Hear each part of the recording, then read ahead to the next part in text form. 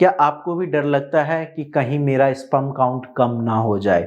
Future में जब आपकी शादी हो तो ऐसा ना हो कि बच्चे ही नहीं हो रहे, क्योंकि ये बहुत ज़्यादा डिप्रेसिंग स्टेट होता है। ना सिर्फ आपके घर वाले बोलते हैं बल्कि समाज वाले भी ताने देते हैं कि 4 साल हो गए शादी को, बच्चे क्यों नहीं हो रहे? और अक्सर आजकल की जो यंग जनरेशन है वो इस चीज़ को लेकर काफ़ी ज़्यादा परेशान होते हैं कि कहीं मेरा स्पर्म काउंट कम तो नहीं हो रहा? कैसे बढ़ सकता है स्पर्म काउंट? तो आज इस वीडियो में मैं आपको बताऊंगा कि किन गलतियों को आपको अवॉइड करना है ताकि आपका स्पर्म काउंट बढ़ सके। हेलो एंड नमस्कार, मैं डॉक्टर हिमांशु पराशर। आज इस वीडियो में मैं आपको वो गलतियां बताऊंगा जो मेरे ओपीडी पेशेंट ने करी थी अपनी जवानी में या कुछ टाइम पहले, जिसकी वजह से उनका स्पर्म काउंट कम हुआ और शादी के बाद वो फादर नहीं बन पाए। तो ये गलतियां अगर आप भी कर रहे हो तो तुरंत इसको बंद कर देना ताकि फ्यूचर में आपको दिक्कत ना हो। तो चलिए वीडियो को स्टार्ट करते हैं। सबसे बड़ी गलती जो आजकल के यंगस्टर करते हैं, लेट नाइट तक जागना। अक्सर कुछ ना कुछ उनके पास रीज़न होता है, कॉलेज का काम, स्कूल का काम, कोई मूवी आई है वो देखना है या कोई वेब सीरीज़ आई है वो देखना है, या फिर अगर आप ऑफिस जाते हो तो बॉस की टेंशन कि कल मुझे टाइम पे अपना प्रोजेक्ट सबमिट करना है, या जो भी ऑफिस में काम मिला है वो मुझे लेट नाइट जग के किसी भी हालत में पूरा करना है। अब इसकी वजह से क्या होता है, जब आप लेट नाइट तक लगातार जागते हो तो आपकी बॉडी में काफ़ी सारे इम्बैलेंसेस आते हैं, बॉडी सही से फंक्शन नहीं करती, जिसकी वजह से आपका स्पर्म काउंट कम होता है, आपका टेस्टोस्टेरोन लेवल भी कम होता है। तो आपको ध्यान ये रखना है कि आपको प्रॉपर नींद लेनी है और नींद सही टाइम पे लेनी है। ये नहीं कि पूरी रात जाग के आपने सुबह नींद पूरी कर ली, ऐसा कभी कभी चल सकता है, रेगुलर नहीं करना है। जैसे रात में सोने का टाइम है तो आप रात में 8 से 9 घंटे की प्रॉपर नींद लीजिए। ऑफिस का काम बाद में हो सकता है, दिन में कर लीजिए। सेकंड जो गलती करते हैं, काम करते हुए हम लैपटॉप को अपनी गोद में रखते हैं। अब लैपटॉप से हीट निकलती है और गोद में जब आप लैपटॉप रखते हो तो आपके टेस्टिकल आपके लैपटॉप के काफ़ी ज़्यादा पास होता है और जो वो हीट निकलती है वो आपके टेस्टिकल को डैमेज करती है। इसकी वजह से ना सिर्फ आपका स्पर्म काउंट कम होता है बल्कि आपके स्पर्म की मोटिलिटी भी खराब होती है, यानी कि कम होती है। नेक्स्ट पॉइंट जो हम गलती करते हैं, स्ट्रेस ले लेते हैं। अगर शादी हुई है तो वाइफ की टेंशन, अगर ऑफिस जाते हो बॉस की टेंशन, कॉलेज जा रहे हो तो प्रोफेसर की टेंशन, ये सारी टेंशन रहती है। अगर यंगस्टर हो तो गर्लफ्रेंड की टेंशन।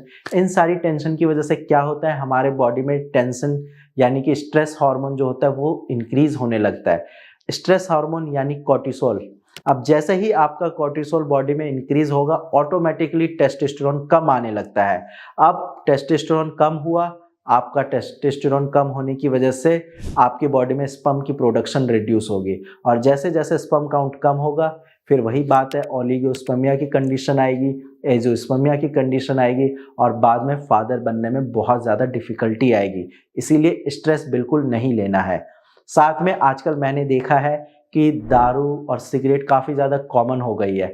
लोगों को लगता है कि क्या हो गया, हफ्ते में 2 बार ही तो पीते हैं, कोई दिक्कत थोड़ी है, लिमिट में पीता हूँ। लेकिन ऐसा नहीं करना है। जब आप रेगुलर स्मोकिंग या अल्कोहल लेते हैं तो ना सिर्फ वो आपके लंग्स को डैमेज करते हैं, लिवर को डैमेज करते हैं, बल्कि आपकी सेक्सुअल लाइफ को भी अफेक्ट करते हैं।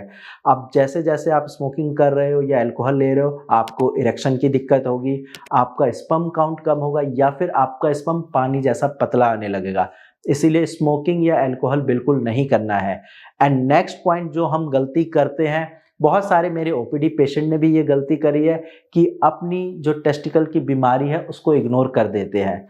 वो यही सोचते हैं कि कोई बात नहीं, दर्द हो रहा है मैं सहन कर लूँगा, आगे कोई दिक्कत तो नहीं होगी, सिर्फ दर्द ही तो है। लेकिन उनको ये नहीं पता कि ये दर्द आगे चलकर उनको फादर बनने में काफ़ी ज़्यादा दिक्कत करेगी। ये बीमारियां होती हैं आपकी वेरिकोसील की, हाइड्रोसील की, या अगर आपके एपिडिडाइमिस में सिस्ट है तो उसकी वजह से। अब अगर वेरिकोसील की दिक्कत है, खून का फ्लो सही से नहीं हो रहा, स्टार्टिंग में कोई टेंशन नहीं है, ग्रेड 1 ग्रेड 2 होता है। इवन डॉक्टर भी यही बोलते हैं कि कोई बात नहीं, ऐसे ही ठीक हो जाएगा। एलोपैथिक डॉक्टर कुछ पेन किलर देते हैं, पेशेंट यहाँ गलती करते हैं, पेन किलर खाते हैं, बाद में इसको ऐसे ही छोड़ देते हैं क्योंकि आराम मिल जाता है पेन में। उसके बाद फिर जब ये बीमारी ग्रेड 3 ग्रेड 4 तक जाती है फिर वहाँ पे उनको दिक्कतें होती है, लिंग में तनाव नहीं आता है, स्पर्म पानी जैसा पतला आने लगता है, और जब स्पर्म का टेस्ट कराते हैं यानी कि सीमेन एनालिसिस कराते हैं तो उसमें स्पर्म काउंट भी कम होता है। तो आपको ये गलती नहीं करनी है। अगर वेरिकोसील या हाइड्रोसील की दिक्कत है तो इस बीमारी को बिना सर्जरी के बिल्कुल जड़ से ठीक करना है ताकि इनफर्टिलिटी की प्रॉब्लम ना हो। अगर आप इन गलतियों को करने से बचते हैं तो आई एम श्योर आपका भी स्पर्म काउंट कम नहीं होगा और सही टाइम पे आप भी फादर बन सकते हैं। बाकी आज की वीडियो में इतना ही। अगर आपके पास भी सीमेन एनालिसिस की रिपोर्ट है या आपका स्पर्म पानी जैसा पतला आता है तो नीचे दिए गए नंबर पे कॉल करके आप फ्री में कंसल्टेशन कर सकते हैं ताकि फ्यूचर में आपको कोई दिक्कत ना हो।